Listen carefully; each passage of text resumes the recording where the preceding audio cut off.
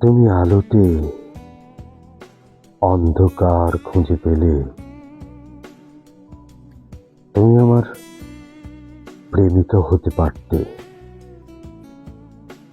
তুমি অন্ধকারে হৃৎপিণ্ডটাকে বুঝে নিতে পারলে তুমি আমার প্রেমিকা হতে পারতে।